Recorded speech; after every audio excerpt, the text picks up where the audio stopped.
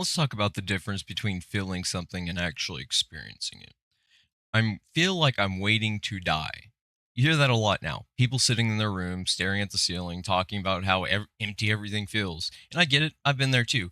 But there's something people don't say. There's a difference between feeling like you're waiting to die and being in a situation where that's not a metaphor. I didn't start life on even ground. I was born sick, pneumonia, almost didn't make it. Before I could even understand what life was, it was already trying to take me out. When I was a toddler, we were staying somewhere infested with roaches. I fell and hit my head on a nail. Stuff like that doesn't get remembered as trauma when you're that young. People brush it off, but your body doesn't forget. Your brain doesn't forget. It just stores it somewhere you can't reach. By the time I was a kid, I already knew something wasn't right. Not just with me, with everything. I didn't fit into the system. I couldn't process things the way other people did. Dyscalculia. Question things, but numbers, my brain just wouldn't process them. So what happens? You get labeled stupid. You get singled out. You get treated like you're less than. Then I ended up in a strict religious school, and that's where things really broke. They told us autism wasn't real, that ADHD wasn't real, that mental conditions were fake. And if you question anything, you were the problem. I asked questions. I fact checked things. I didn't just accept what I was told. So I got labeled evil, difficult, other. There were days I was humiliated, forced to strip, beaten, punished not for doing something wrong, but for not thinking the way they wanted me to think. And later on, it came out that that place was involved in things far worse than anyone realized at the time.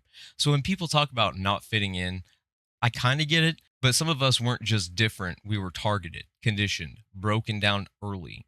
Outside didn't give me an escape either. Neighbors telling me I didn't belong, getting chased, shot with pellets, trying to just exist, and getting punished for it.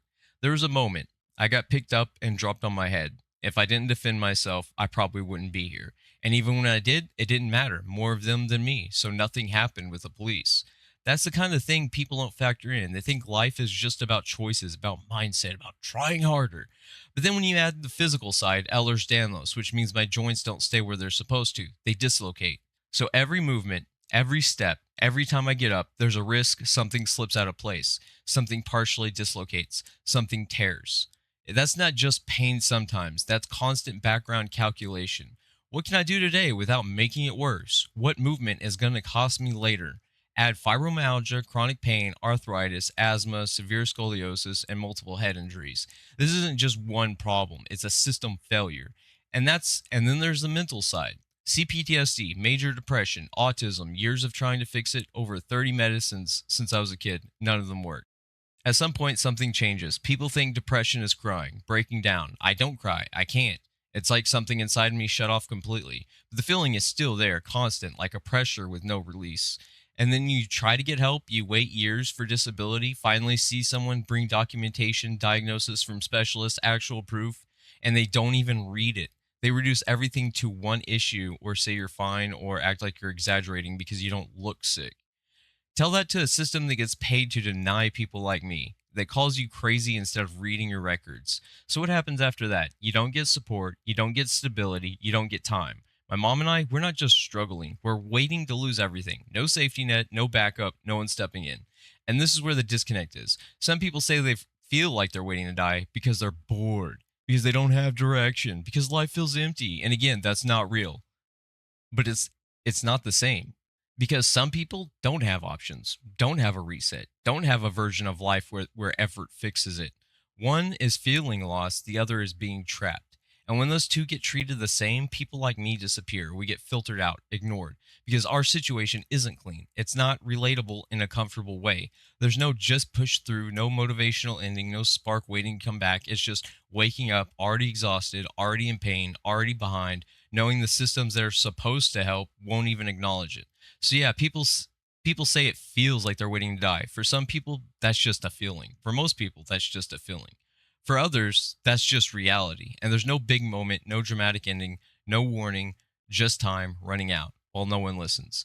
And it's not just about abstract problems. I haven't had health insurance in over a decade. So things that are fixable for other people just get worse for me. My teeth, I need them all pulled. Not because I didn't take care of them, because I haven't been able to see a dentist for over a decade.